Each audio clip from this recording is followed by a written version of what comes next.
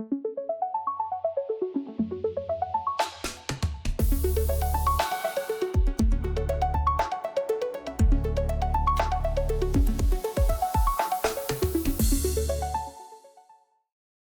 Allon, so please introduce yourself for people that do not know who you are and tell us who you are and where you come from.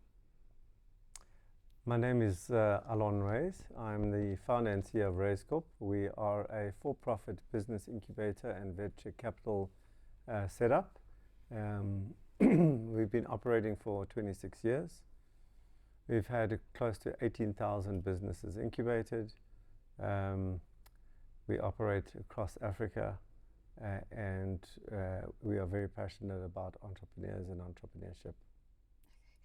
So before we dive into business and talk about why we're here today, I'd like to start with something very personal. Not very personal, but just something overview, right? When you hear the word entrepreneurship, what is the first thing that comes to mind?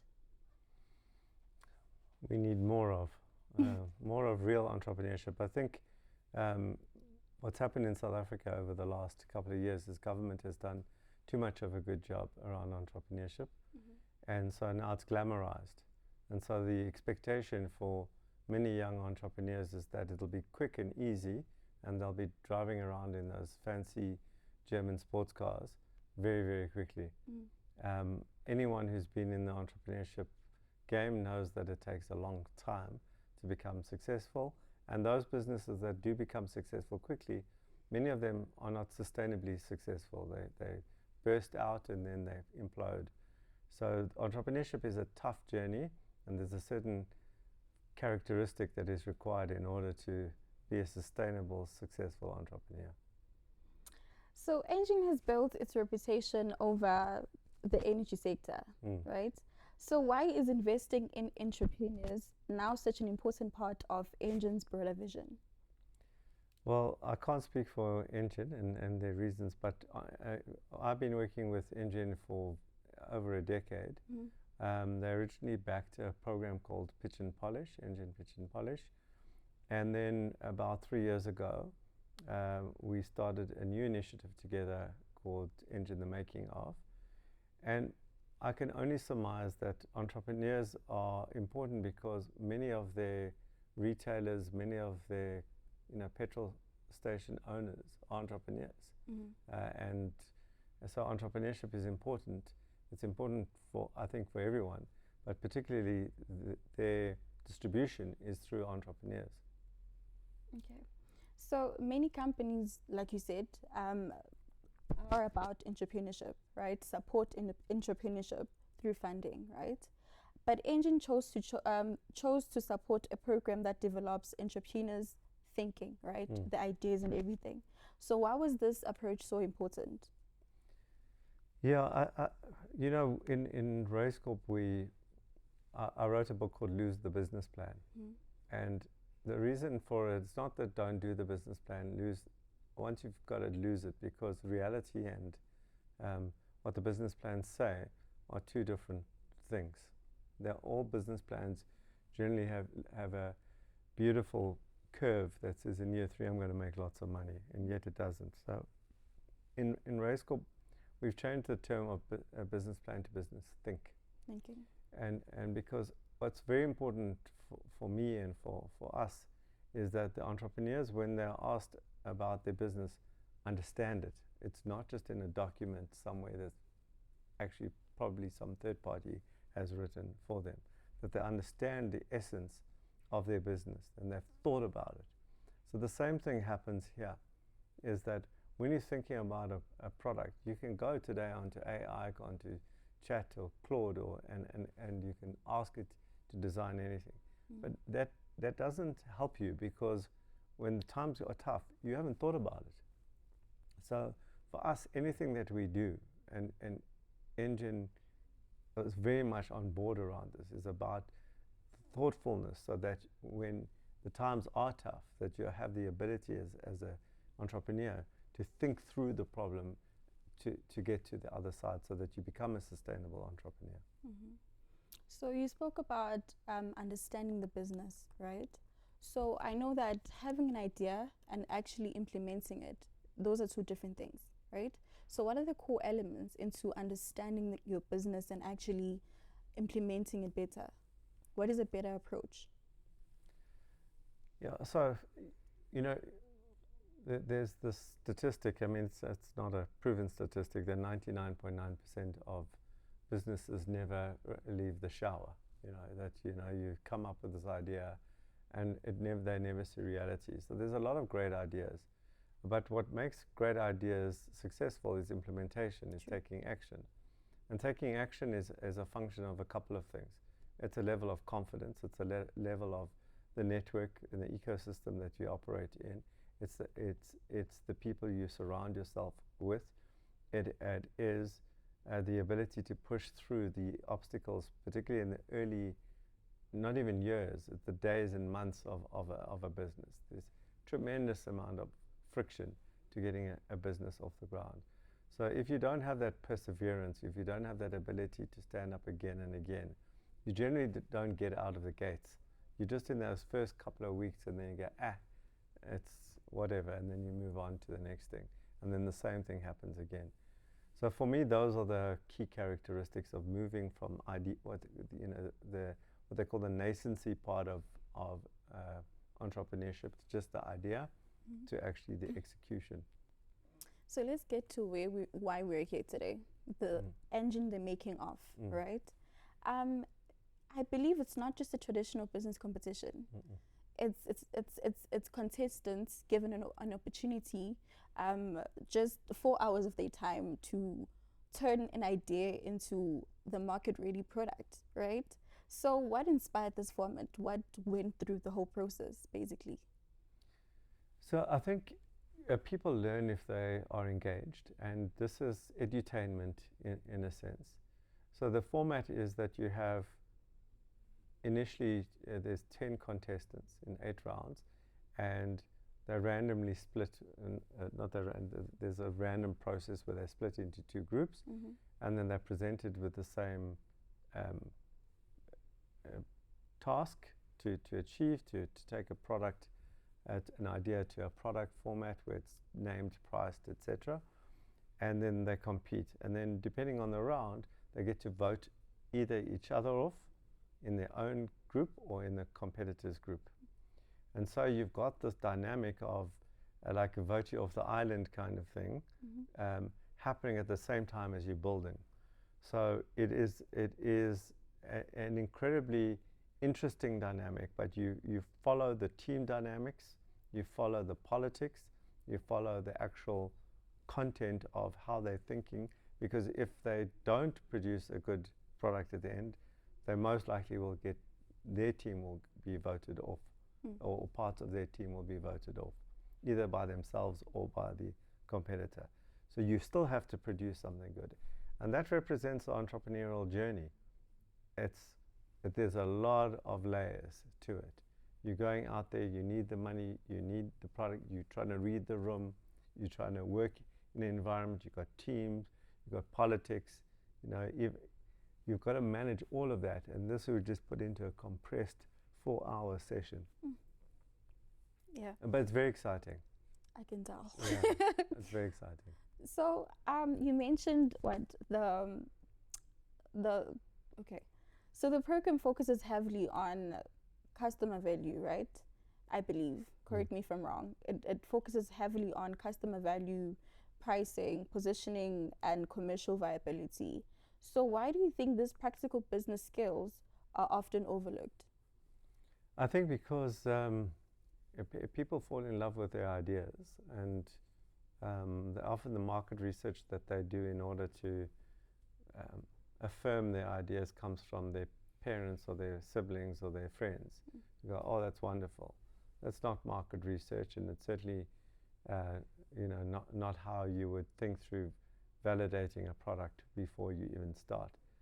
So you would have to, in order to build out a product, you have to think about all the things that you just mentioned beforehand. Yes. But what I've seen over 26 years of doing this, and as I said, more than 18,000 businesses, is that people don't. They shoot from the hip. And as a result, many of them don't survive. So this is about a disciplined approach to building product, building how to build product. And product doesn't mean physical product, it can be a service product. But there's a disciplined approach to building product. And most entrepreneurs actually don't even know that there is a process to do that. And there's certain very important things to think through. There's the word think again, before they actually launch something into the market. Okay. But in a competition, you do that in 4 hours. So you're saying we should have a plan beforehand, right? But how do you do that in 4 hours is the question. It's exactly that. There's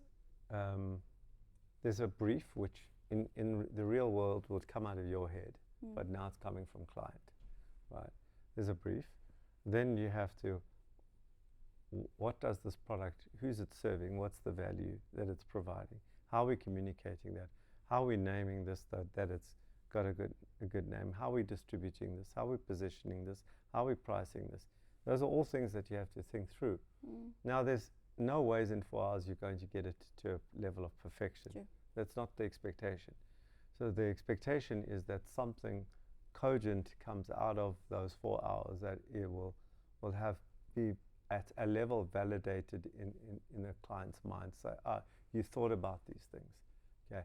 And within the competition format, they get 2 opportunities again to ask questions to the client, where they ask qualifying questions. So they have to think about that, because they only get 1 each time. So they can't ask 10 questions. So what is the most important question to ask to get something to a point where it's a proof of concept, it's a POC. Okay. So every challenge forces entrepreneurs to collaborate with different teammates while competing against each other. What leadership lessons do you think emerge from that kind of pressure? Yeah, it's that politics that I mentioned earlier. In an environment where from 2 people onward, there's a dynamic. When it's just you by yourself, there's no dynamic. It's just you, and actually there is a dynamic. It's you and the voice in your head that keeps talking to you. But when there's 2, 3 people, everyone has self-interest. From a leadership perspective, leaders can't be overbearing, and leaders can't be weak, and leaders can't be exclusive, and leaders can't be totally inclusive. Like there's a balance.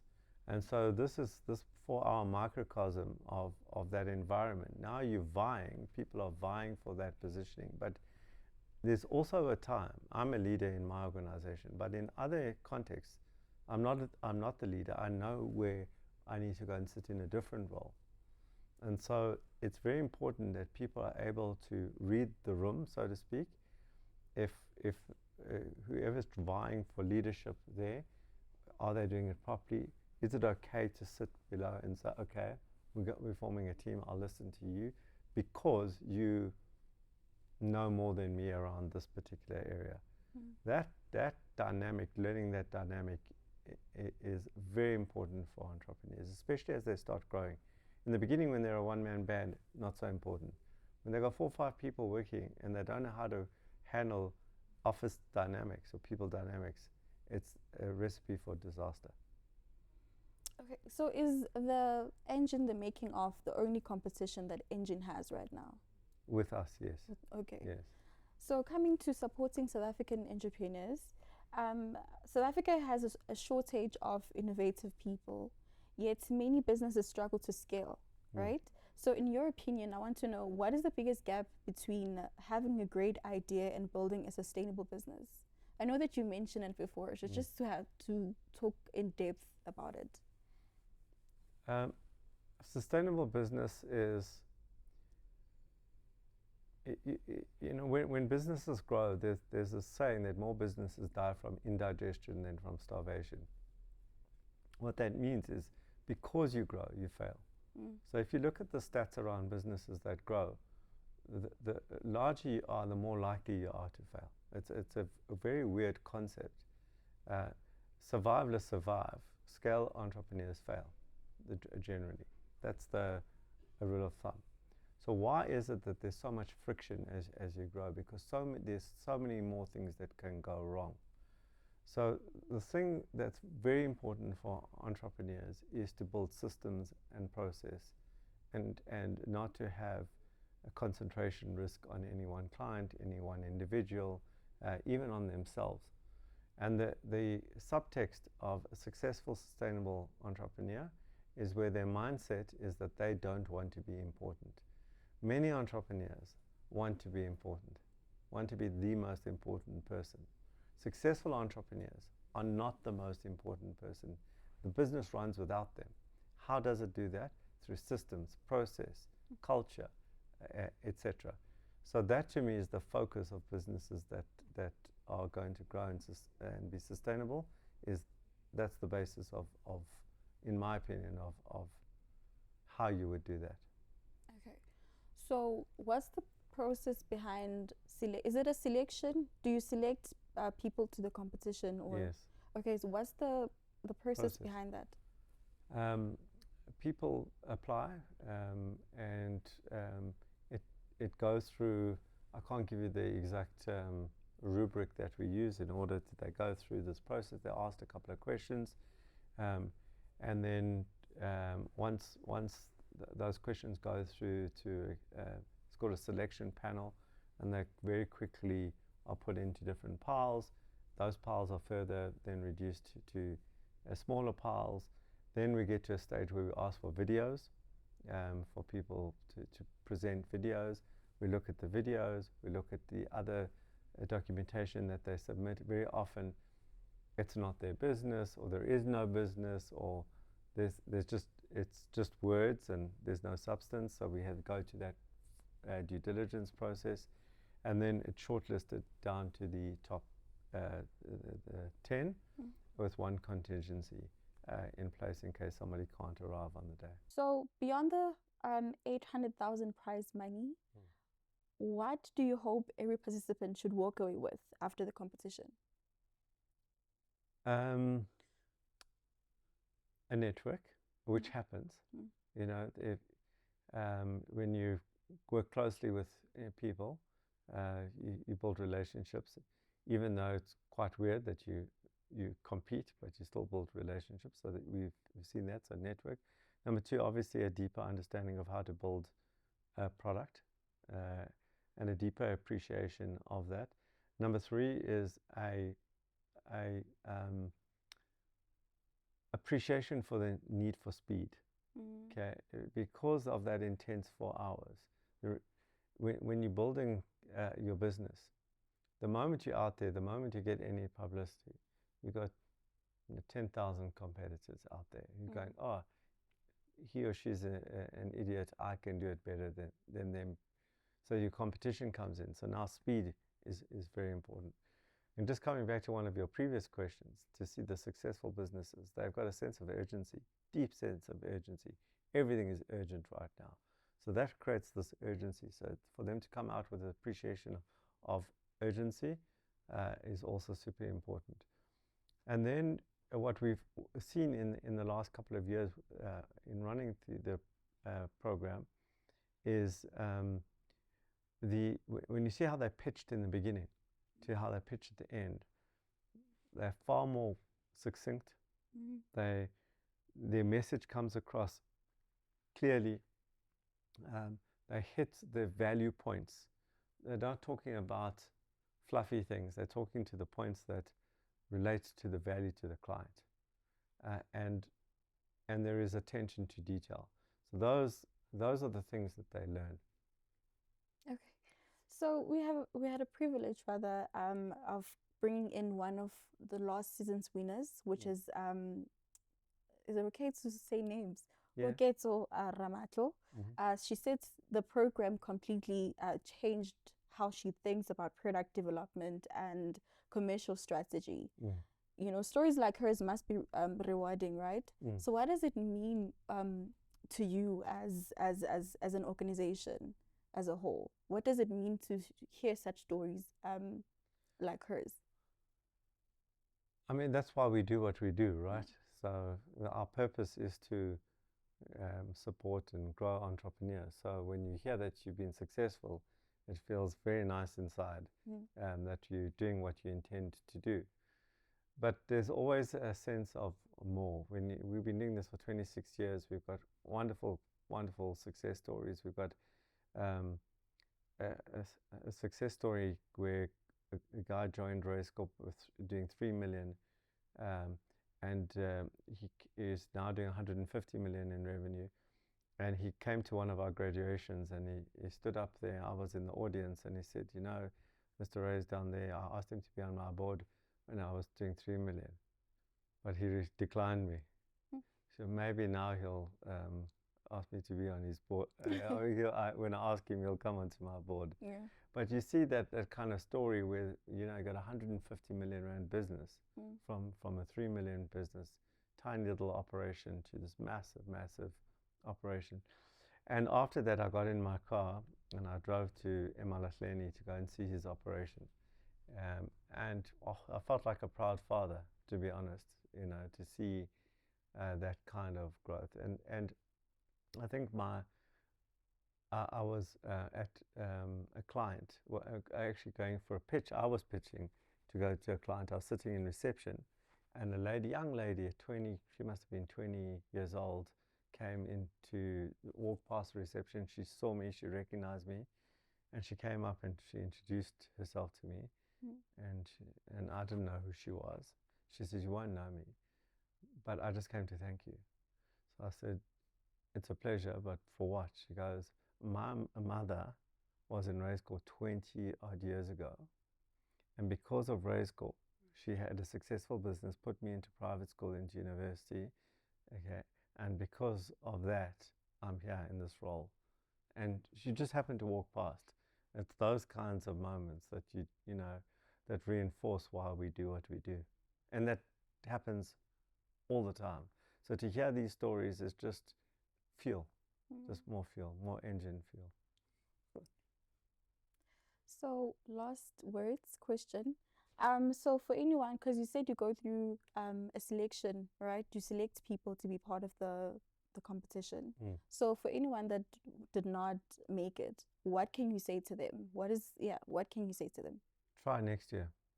Again, we've got another competition. The people who came second in the other competition, they've been trying for 3 years to get into the competition. They finally got in and came second. So they just had perseverance. So just try again.